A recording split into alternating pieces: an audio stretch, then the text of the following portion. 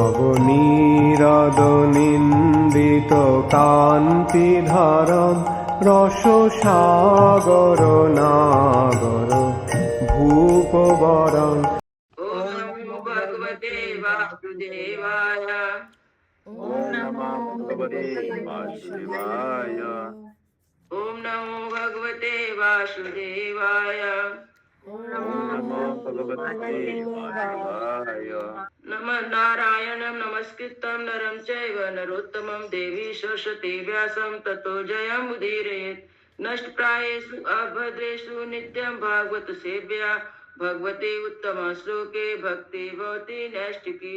कृष्णाय वासुदेवाय देवकी नंदनाय च नंदगोपकुमाराय गोविन्दाय नमो नमः। मूकं करोति वाचालं पंगु लंघ्यते गिरिं यत्कृपातमहं वन्दे परमानंदं माधवं श्री चैतन्य ईश्वरम। हरे कृष्णा। सभी को सादर प्रणाम। श्रीमद् भागवतम स्कंद 6 अध्याय 4 श्लोका नंबर 35। श्री शुकवाच। श्री शुकवाच। इति संस्तुता संस्तुतवतः सा तस्मिन् अगमर्षणे। इति स्तुतः संस्तुवतः स तस्मिन्नगमर्षणे। प्रादुरासीत् कुरुश्रेष्ठ। प्रादुरासीत् कुरुश्रेष्ठ। भगवान् भक्तवत्सल। भगवान् भक्तवत्सल।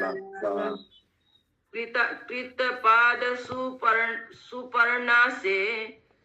कृतपाद सुपर्णासे। प्रलाम अष्ट महाभुज।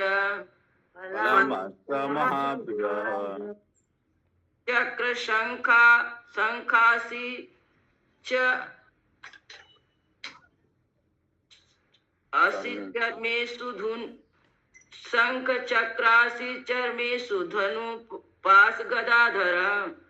चक्र शंखासी च मृत्युनु पाश गदाधर। पीतवासा घनश्यामा प्रसन्न वदने छड़ा। पीतवासा घनश्याम प्रसन्न वदने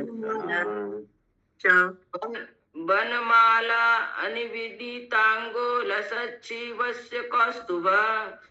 वनमाला निवितांगो लसच्छिवस्य महाकिरीट कटक स्फुरन् मकर कुंडल। महाकीट कटक मकर कुंडल। कांचांगुलीय वलय नुपुरांगद भूषिता। कांचांगुलीय वलय नुपुरांगद भूषिता। त्रैलोक्य मोहनं रूपं बिभ्रत्रिभुवनेश्वर। त्रैलोक्य मोहनं रूपं बिभ्रत्रिभुवनेश्वर। कृतो नारद आनंदे पार्षदे सुरयूथपे।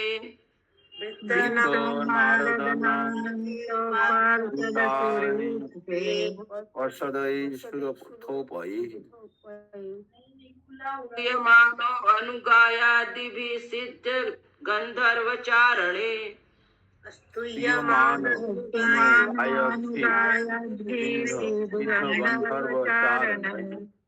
अनुवाद। श्री सुखदेव गोस्वामी ने कहा, अपने भक्तों के प्रति अत्यधिक स्नेहिल श्री भगवान हरिदक्ष द्वारा की गई स्तुतियों से अत्यधिक प्रसन्न हुए। अतः वे अघस्मर्षण नामक पवित्र स्थान पर प्रकट हुए। हे श्रेष्ठ कुरुवंशी महाराज परीक्षित, श्री भगवान के चरण कमल उनके वाहन गरुड़ के कंधों पर रखे थे और वे अपनी 8 लंबी बलिष्ठ अति सुंदर भुजाओं सहित प्रकट हुए। अपने हाथों में वे चक्र, शंख, तलवार, ढाल, बाण, धनुष, रस्सी तथा गदा धारण किए थे। प्रत्येक हाथ में अलग अलग हथियार थे और सबके सब चमचमा रहे थे। उनके वस्त्र पीले थे और उनके शरीर का रंग गहरा नीला था। उनकी आंखें तथा मुख अति मनोहर थे और उनके गले से लेकर पांव तक फूलों की लंबी माला लटक रही थी। उनका वक्षस्थल कौस्तुभ मणि तथा श्रीवत्स चिन्ह से सुशोभित था। उनके सिर पर विशाल गोल मुकुट था और उनके कान मछलियों के सदृश कुंडलों से सुशोभित थे। ये समस्त आभूषण असाधारण रूप से सुंदर थे। श्री भगवान अपनी कमर में सोने की पेटी, बाहों में बिजावट, उंगलियों में अंगूठियां तथा पांव में पायल पहने थे। इस प्रकार विविध आभूषणों से सुशोभित भगवान श्री हरि, जो तीनों लोकों के जीवों को आकर्षित करने वाले हैं, पुरुषोत्तम कहलाते हैं। उनके साथ श्री नारद मुनि, नंद जी जैसे महान भक्त तथा स्वर्ग के राजा इंद्र इत्यादि प्रमुख देवता एवं उच्चतर लोकों तथा सिद्ध लोक, गंधर्व लोक तथा चारण लोक के निवासी थे। श्री भगवान के दोनों ओर तथा उनके पीछे भी स्थित ये भक्त निरंतर उनकी स्तुतियां कर रहे थे। हरे कृष्णा। हरे कृष्णा। यहाँ पे भगवान का वर्णन दिया हुआ है, भगवान के रूप का, उनके श्रृंगार का। श्लोक नंबर 40। रूपम तन्महत् आश्चर्यम, रूपम तदमहम आश्चर्यम, विच्छयागता साध्वस,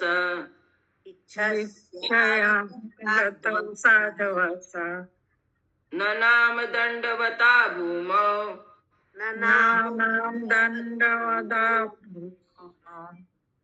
प्रहिष्ट आत्मा प्रजापति।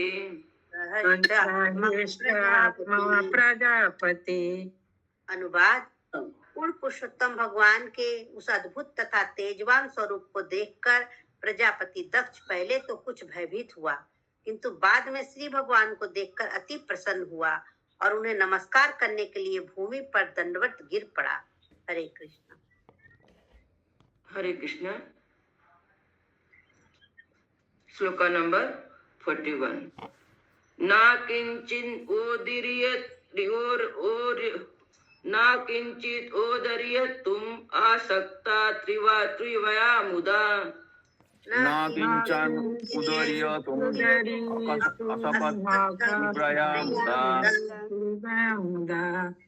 आपूरितं मनोद्वारे हृदयन्यैवे निर्झरे,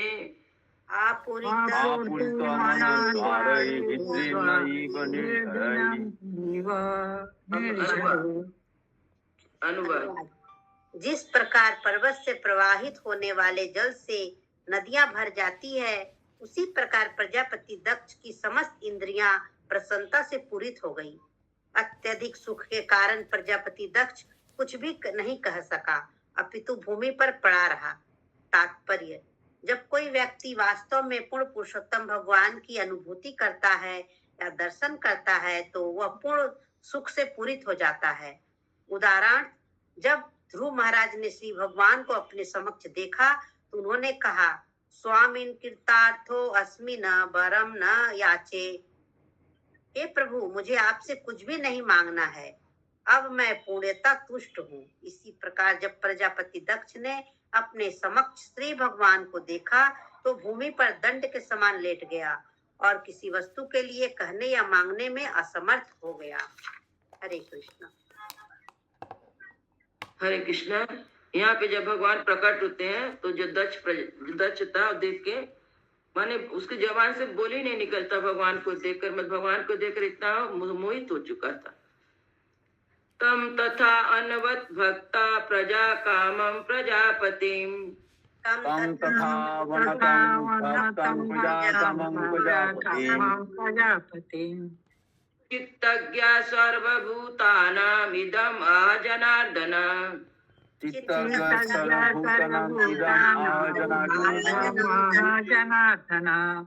अनुवाद। यद्यपि प्रजापति दक्ष कुछ भी नहीं कह सका, किंतु हर एक के हृदय की बात जानने वाले श्री भगवान ने जब अपने भक्त को इस प्रकार से नमित तथा जनसंख्या बढ़ाने की इच्छा से युक्त देखा तो उन्होंने उसे इस प्रकार से संबोधित किया। हरे कृष्ण। श्री भगवान वाच, श्री भगवान वाच, प्रचेतसा महाभागा संसिता तपसा भवान्, महाभाग तपसा भवान् यश्रद्धया मत्परया मयि भावं परं गतः यत्श्रद्धया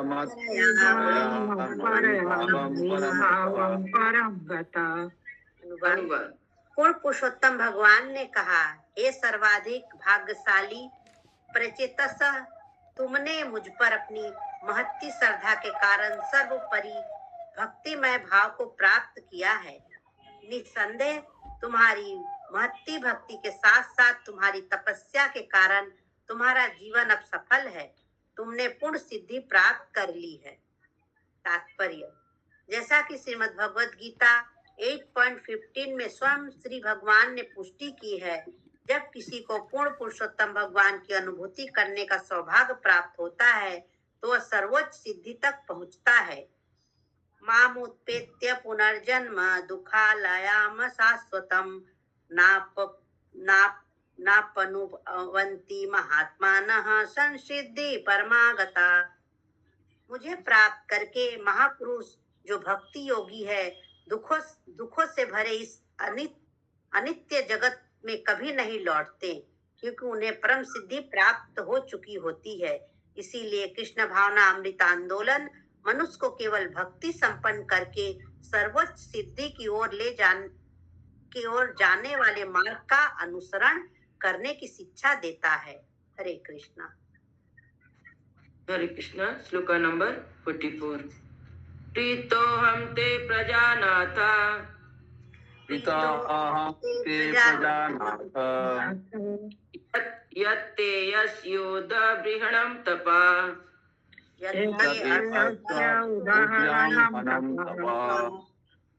मम एषा कामो भूतानां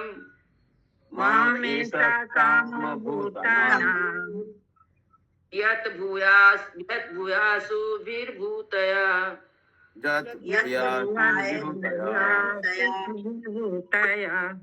अनुवाद।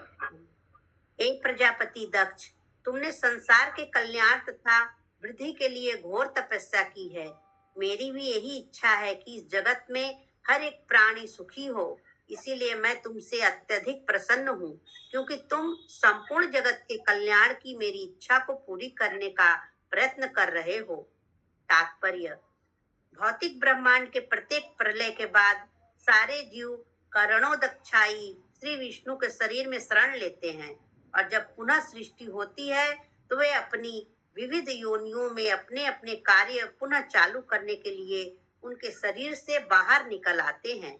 परंतु इस सृष्टि की रचना इस प्रकार क्यों होती है कि सारे जीवों को भौतिक प्रकृति द्वारा उन पर लादे गए 3 प्रकार के कष्टों को भोगने हेतु बद्ध जीवन में रखा जाता है। यहाँ पर श्री भगवान दत्त से कहते हैं, तुम समस्त जीवों को लाभ पहुंचाना चाहते हो और मेरी भी यही इच्छा है। भौतिक जगत के संपर्क में आने वाले जीव सुधारे जाने के लिए होते हैं।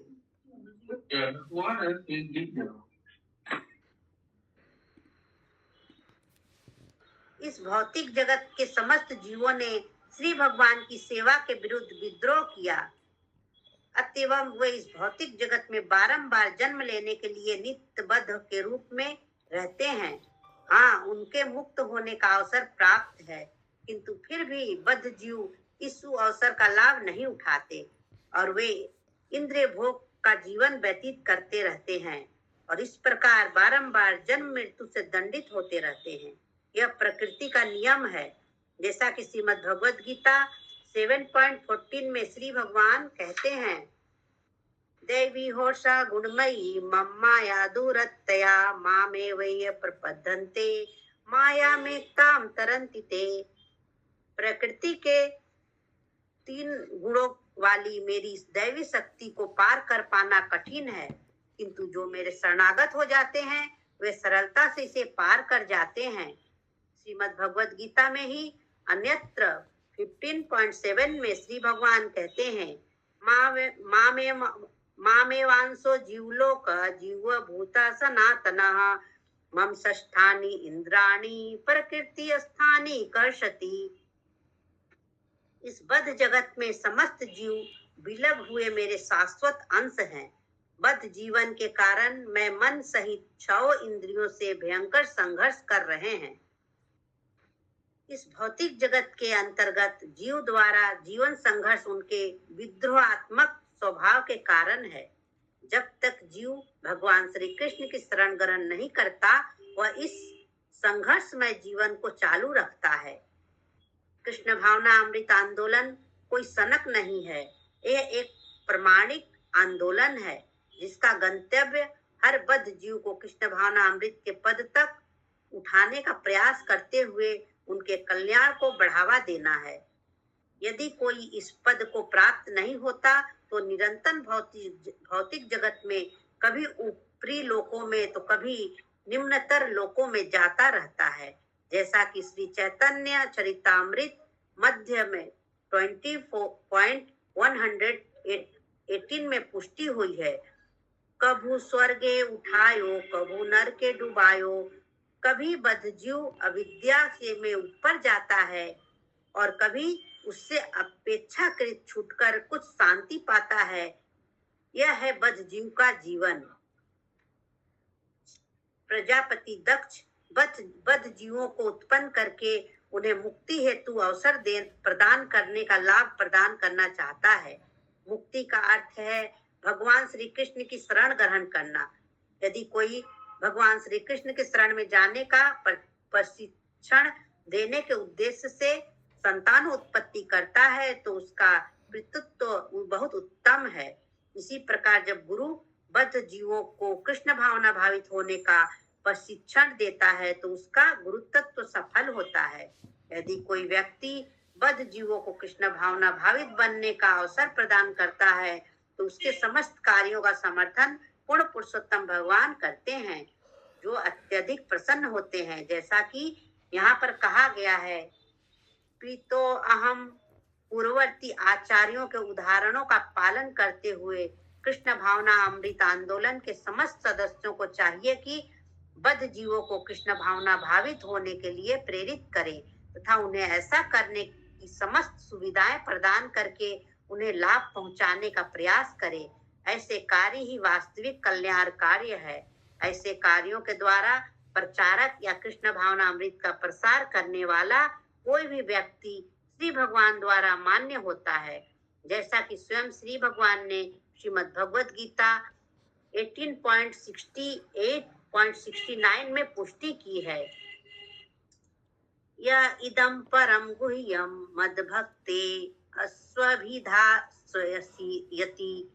भक्तिं मयि परां कृत्वा मामेवैष्यत्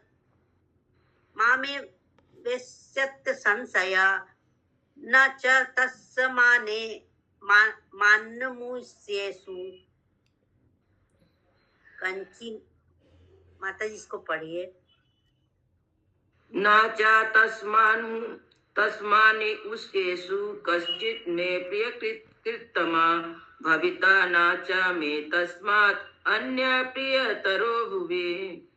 जो व्यक्ति भक्तों को यह परम रहस्य बताता है वह शुद्ध भक्ति को निश्चय ही प्राप्त करेगा और अंत में वह मेरे पास आएगा। इस संसार में उसकी अपेक्षा कोई अन्य सेवक न तो मुझे अधिक प्रिय है और न कभी होगा। हरे कृष्णा। यहाँ पे प्रभुपाद बता रहे हैं, यह पहला लाइन जो है ना, सभी सुविधा कृष्ण भावना अमृत होने के प्रेरित करे तथा उन्हें ऐसा करने की हिम्मत और सुविधाएं प्रदान करें और लाभ पहुंचाने का प्रयास करें। ये सब प्रभुपाद जी बोल रहे हैं। भगवद गीता में ऐसा लिखा हुआ भगवान कह रहे हैं, जो मेरे भक्तों को रहस्य बताता है शुद्ध भक्ति के निश्चय वह शुद्ध भक्ति प्राप्त करेगा। श्लोका नंबर 45। ब्रह्मा भवो भवन्तश्च मनो विबुधेश्वरः। ब्रह्मा भव भवन्त च मानव विबुधैश्वरः। विभूतयो मम होता भूतानां भूतिहेतव। विभूताय मम भूतानां भूतिहेतवः। अनुवाद।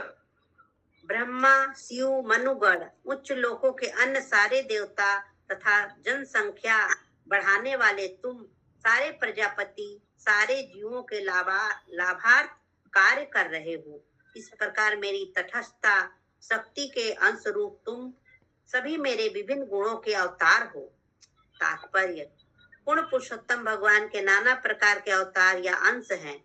उनके स्वयं के या विष्णु तत्व के अंश स्वांश कहलाते हैं, जबकि समस्त जीव जो विष्णु तत्व नहीं अपितु जीव तत्व हैं विभिन्नांश कहलाते हैं। यद्यपि दक्ष प्रजापति ब्रह्मा तथा शिव के समतुल्य नहीं है, किंतु उनकी तुलना उनसे की जाती है, क्योंकि वह श्री भगवान की सेवा में लीन है। श्री भगवान की सेवा में ऐसा नहीं होता कि ब्रह्मा को उच्चतम कोटि का माना जाए, जबकि श्री भगवान की महिमा का प्रचार करने वाले सामान्य मनुष्य को अत्यंत निम्न कोटि का माना जाए। ऐसे अंतर नहीं होते। कोई भौतिक दृष्टि से चाहे उच्च हो या निम्न, जो कोई भी श्री भगवान की सेवा में लगा हुआ है वह उन्हें आध्यात्मिक दृष्टि से अत्यंत प्रिय है। इस संदर्भ में श्रील माधवाचार्य तंत्र निर्णय से यह उदाहरण देते हैं। पढ़िए माता जी। विशेष व्यक्ति पात्रत्वात् ब्रह्मायादस्तु विभूतया तद्यन्पदन्तयर्मिश्रश्चैव मत्स्यायाद विभवास्मितः। ब्रह्मा से लेकर सारे जीव जो श्री भगवान की सेवा में लगे हैं असाधारण हैं और विभूति कहलाते हैं, जैसा कि श्री भगवान ने श्रीमद् भगवद गीता 10.41 में कहा है।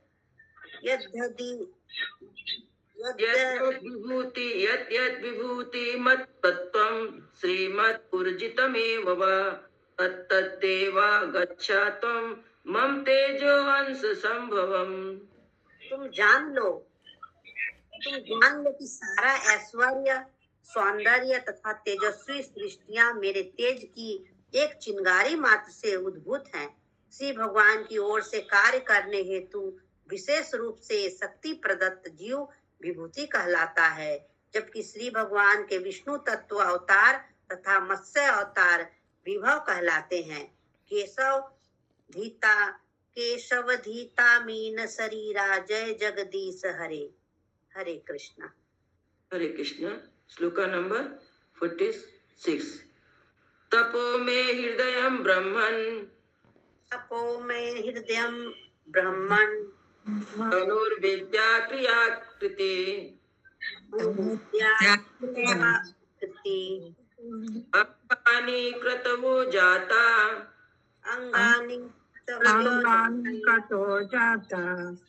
धर्मात्मा सवसुरा।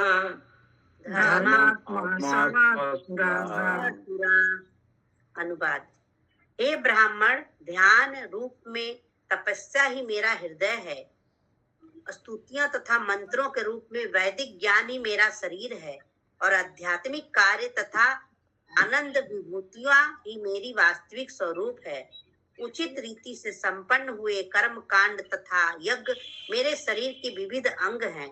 पुण्य या आध्यात्मिक कार्यों से उत्पन्न अदृश्य सौभाग्य मेरा मन है और विविध विभागों में मेरे आदेशों को लागू करने वाले देवता मेरे जीवन तथा आत्मा है। तात्पर्य, कभी कभी नास्तिक लोग तर्क करते हैं कि ईश्वर हमें आंखों से नहीं दिखते, इसीलिए वे ईश्वर में विश्वास नहीं करते। उनके लिए श्री भगवान यहाँ पर ऐसी विधि बता रहे हैं जिससे वे ईश्वर को उनके निराकार रूप में देख सकते हैं। बुद्धिमान लोग ईश्वर को साकार रूप में देख सकते हैं, जैसा कि शास्त्रों में बतलाया गया है कि यदि कोई व्यक्ति ईश्वर का दर्शन करने हेतु आतुर है, वह उन्हें आमने सामने देखना चाहता है, तो वह इस वर्णन के माध्यम में श्री भगवान को देख सकता है, जिसमें उनके शरीर के विभिन्न आंतरिक तथा बाहरी अंगों का चित्रण हुआ है। आध्यात्मिक जीवन का पहला सिद्धांत है तपस्या में लीन होना, अर्थात भौतिक कार्यकलापों से मुख मोड़ना। इसके बाद आध्यात्मिक कार्य आते हैं तथा वैदिक यज्ञ करना, वैदिक ज्ञान का अध्ययन, श्री भगवान का ध्यान तथा हरे कृष्ण महामंत्र की कीर्तन। मनुष्य को चाहिए कि वह देवताओं का भी सम्मान करे और यह समझे कि वे किस प्रकार स्थित हैं, किस प्रकार कार्य करते हैं तथा इस भौतिक जगत के विभिन्न विभागों के कार्यों का किस प्रकार प्रबंध करते हैं। इस प्रकार मनुष्य देख सकता है कि ईश्वर किस प्रकार विद्यमान है और श्री भगवान की उपस्थिति के फलस्वरूप किस प्रकार हर वस्तु की समुचित व्यवस्था होती है। जैसा कि श्री भगवान ने श्रीमद् भगवत गीता 9.10 में कहा है, मया दक्षेण प्रकृति श्वेते सचराचरम हेतु नानेन कौन्तेय जगद्धिपति जगत परिवर्तते।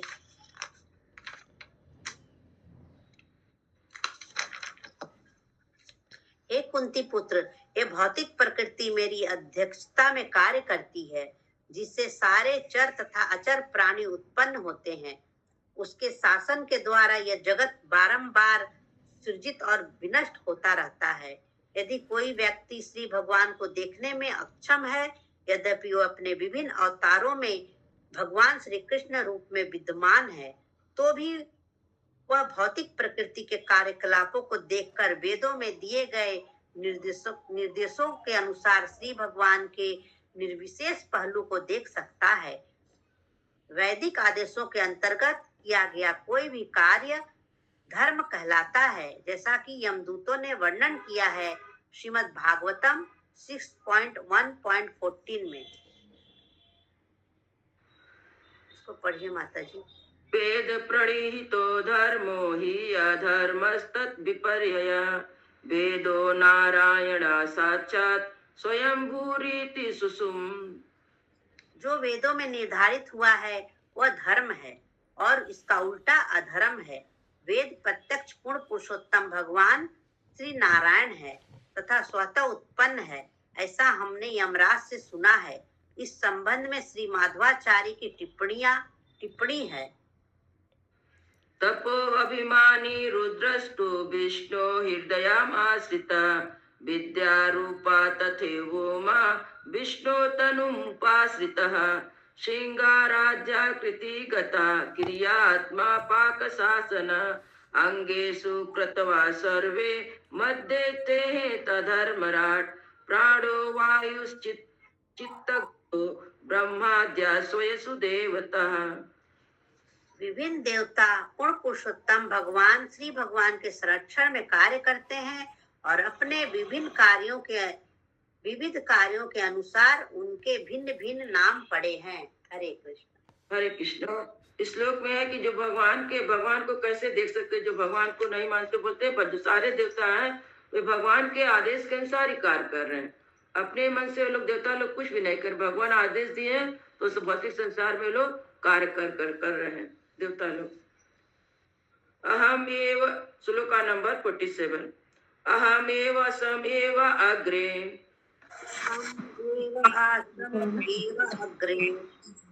न अन्यत् किंच अंतरम बहि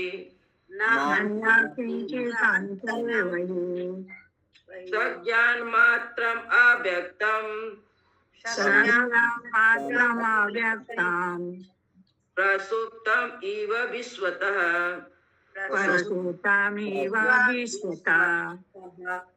अनुवाद। हरे कृष्णा। माता जी यहाँ पे 45 का लास्ट वाला है विभूति कहलाता है, तो विभूति का कौन सा एग्जाम्पल होगा? ये है भगवान की ओर के कार्य करने के लिए विशेष रूप से शक्ति प्रदत्त जीव विभूति कहलाते हैं, जबकि भगवान के विष्णु तत्व अवतार यथा मत्स्य अवतार विभव कहलाते हैं।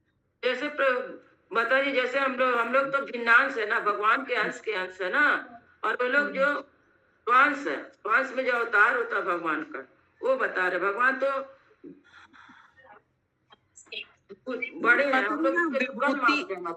अच्छा नहीं, यहाँ पे विभूति का एग्जाम्पल नहीं दिया ना, वही पूछ रही हूँ। विभूति शक्ति प्रदत्त जीव, अच्छा हम लोग को बोला गया है क्या माता जी? हाँ।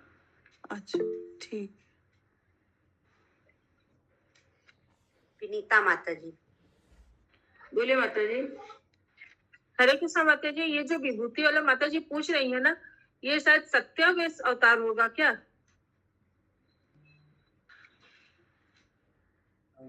इतना तो हमें नहीं पता है अभी। क्योंकि जीव को तो भगवान शक्ति प्रदान करते हैं, जैसे परशुराम थे, नहीं परशुराम नहीं, सॉरी, सत्यावेश जैसे व्यास थे, उनको हाँ। शक्ति प्रदान की थी ना लिखने का। जी तो उसी तरह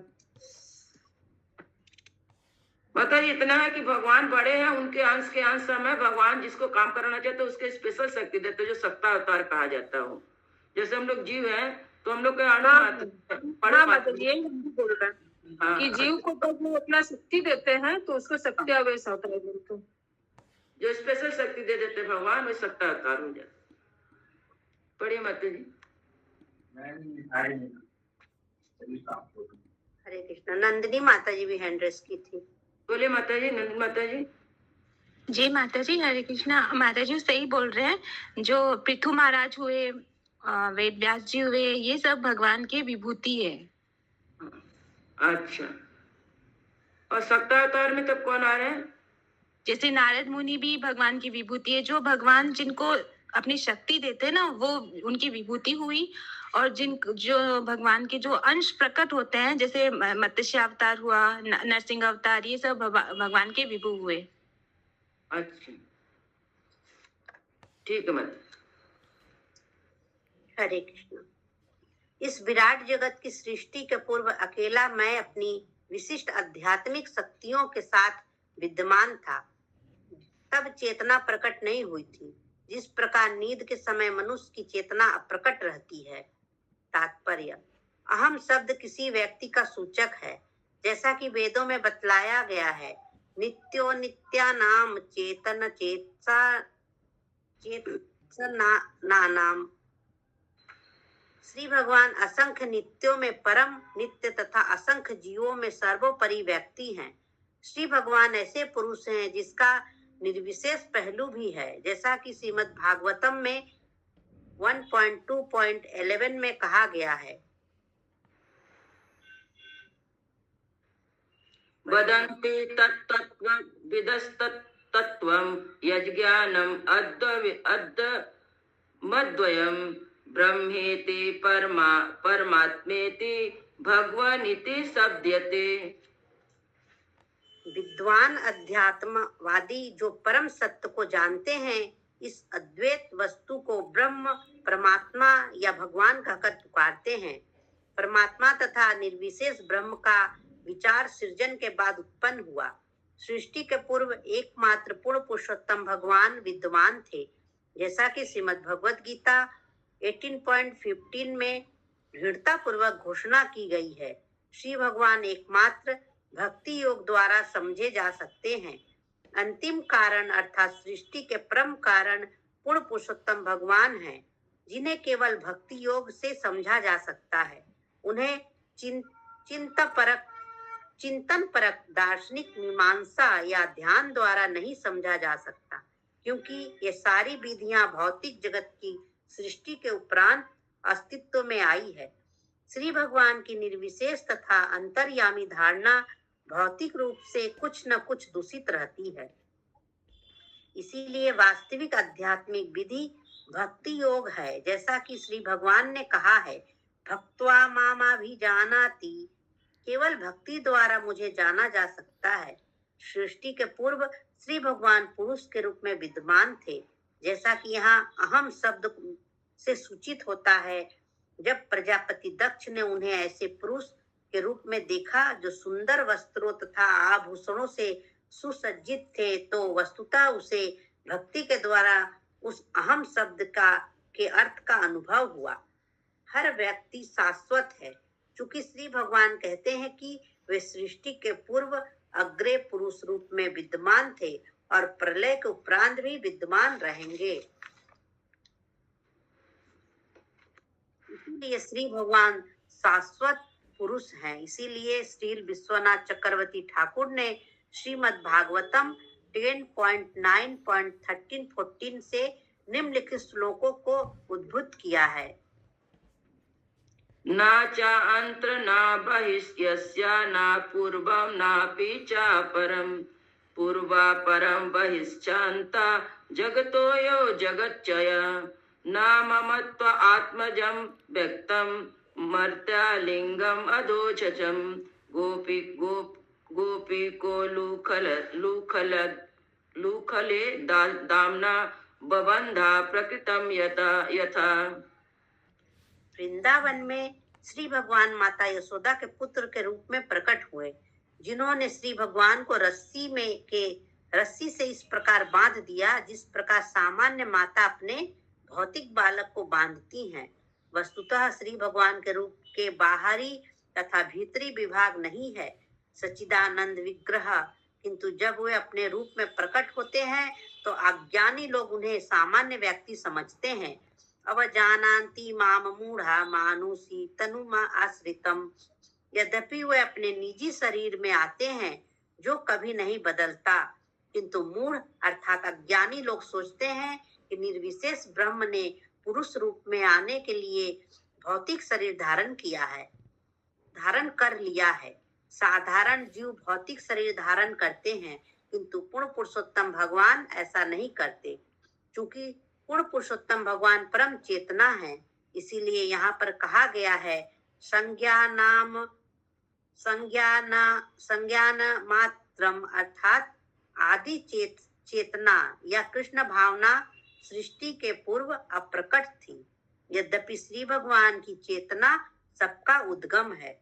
श्रीमद् भगवद गीता 2.12 में श्री भगवान कहते हैं, ऐसा कोई समय नहीं था जब मैं या तुम न थे, या ये सारे राजा न थे, न ही भविष्य में हम में से कोई नहीं होगा। इस प्रकार श्री भगवान भूत, वर्तमान तथा भविष्य में परम सत्य हैं।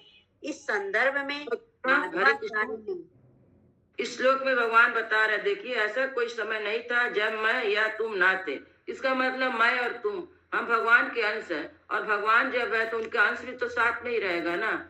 भगवान खत्म अविनाशी है तो अंश भी अविनाशी, क्योंकि शरीर तो छूट जाता है, भौतिक से बना हुआ शरीर है, संसार से बना है तो संसार में चला जाता है, लेकिन इसके अंदर जो अंश है भगवान का वो तो अविनाशी है। इसलिए भगवान बोल रहे हैं कि ऐसा कभी नहीं था कि मैं और तुम ना थे, भगवान भी थे तो भगवान का अंश भी था। इस संदर्भ में माधवाचार्य ने मत्स्य पुराण में पुराण से 2 श्लोका उद्भूत किया है। नाना वर्णो हरिस्त्वे को बहु शीर्ष भुजो रूपात् आशीलये तदन्यस्तु सूक्ष्म रूपम श्रियम विना आसुप्ता सुप्त युवचा मिलिताचो अवभवधरे अन्यत्रा नारदा विष्णु श्रीच लीनेव कथ्यते सूक्ष्मत्वेन हरोस्थाना लीन मन्याद पीस्यते। हरे कृष्ण। हर वस्तु का संहार हो जाने के बाद श्री भगवान अपने सच्चिदानंद विग्रह के कारण अपने आदि रूप में रहते हैं, किंतु अन्य जीवों के शरीर भौतिक होते हैं, अतः पदार्थ में लीन हो जाता है और आत्मा का सूक्ष्म रूप श्री भगवान के शरीर के अंदर बना रहता है। श्री भगवान सोते नहीं, किंतु सामान्य जीव अगली सृष्टि के होने तक सोए रहते हैं। अज्ञानी या मूढ़ व्यक्ति सोचता है कि प्रलय के बाद श्री भगवान का ऐश्वर्य विद्यमान नहीं रहता, किंतु यह तत्व नहीं है। पूर्ण पुरुषोत्तम भगवान का ऐश्वर्य उसी प्रकार रहता है जिस प्रकार वह आध्यात्मिक जगत में रहता है। केवल भौतिक जगत में हर वस्तु विलीन होती है।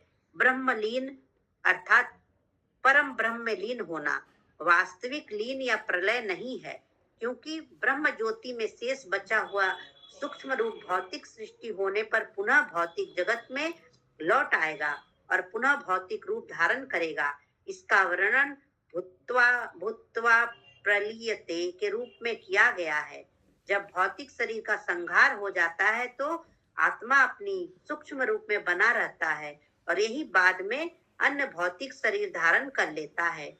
यह बद्ध जीवों पर लागू होता है, किंतु पूर्ण पुरुषोत्तम भगवान तो अपनी आदि चेतना तथा आध्यात्मिक शरीर में शाश्वत रूप में रहते जाते हैं। हरे कृष्णा। हरे कृष्णा। किसी का कोई प्रश्न है? भागवतम की जय। श्रीला प्रभुपाद। जय जय जय।